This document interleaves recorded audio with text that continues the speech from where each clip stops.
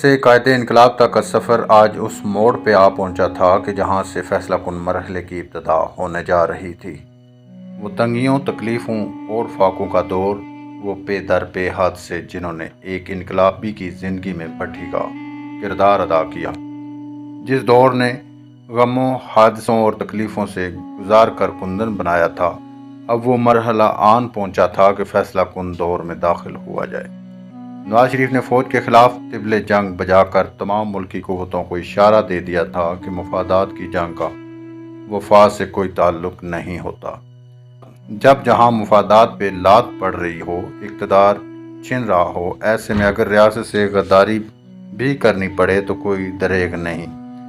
نواز شریف نے فوج کو تقسیم کرنے اور عسکری وحدت کو توڑنے کے لیے انتہائی قدم اٹھا دیا تھا، اور یہی وہ موقع تھا جس نے ملک کے پاکستان پر مسلط نظام مزار کے محافظ، جو کل تک جی ٹی اے کے پلیٹ فارم پر آپ کے ساتھ کھڑے تھے، خود نواز شریف کے خلاف تحریک چلا رہے تھے، وہ بھی نواز شریف کے ہمدرد بن گئے، اور تمام موقع پرست، مفاد پرست، وطن فروش کرداروں کو یہ لمحات بے نقاب کر گئے۔ اس واقعے کے رونما ہوتے ہی بھارتی فوج کو کسی بھی قسم کی پیش قدمی کے لیے تیار رہنے کے لیے ہائی الرٹ کر دیا گیا۔ بھارتی وزیر اعظم واجپئی کو لمحہ بلمحہ کی رپورٹیں پہنچائی جانے لگیں۔ جنرل محمد عزیز خان نے موجودہ صورتحال پر غور کے لیے پرنسپل اسٹاف کے افسروں کا ہنگامی اجلاس طلب کر لیا۔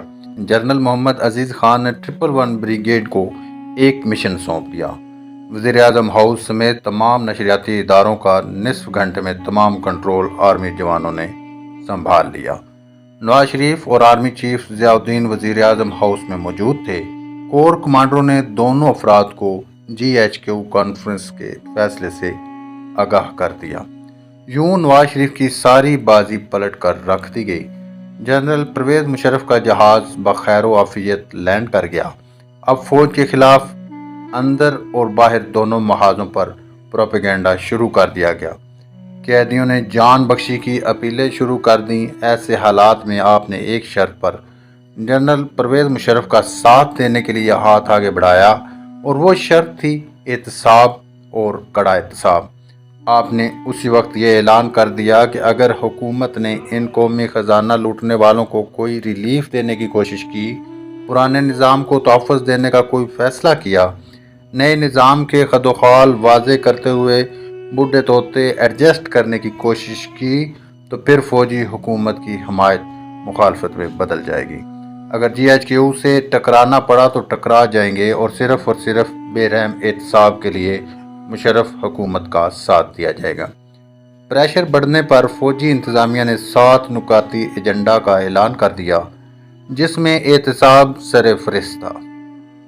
مگر وقت کے ساتھ ساتھ ایک مرتبہ پھر فوجی انتظامیہ بھی اس سسٹم کے سامنے بے بس ہو گئی، یا پھر جان بوجھ کر اسی تنہا پر کام جاری رکھنا ہی مناسب سمجھا گیا۔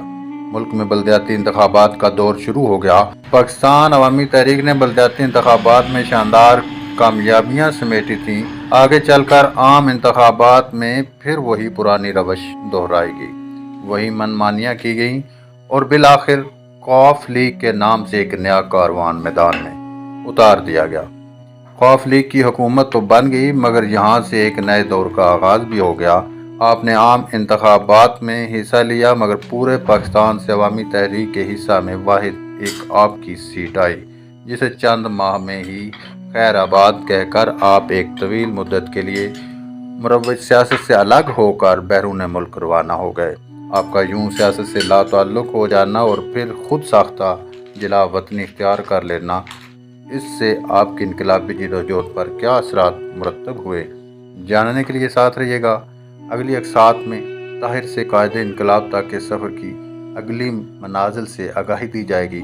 اگر آپ ہمارے چینل پر نئے ہیں تو چینل کو سبسکرائب کریں، ویڈیو کو لائک شیئر کرنا مت بھولیں۔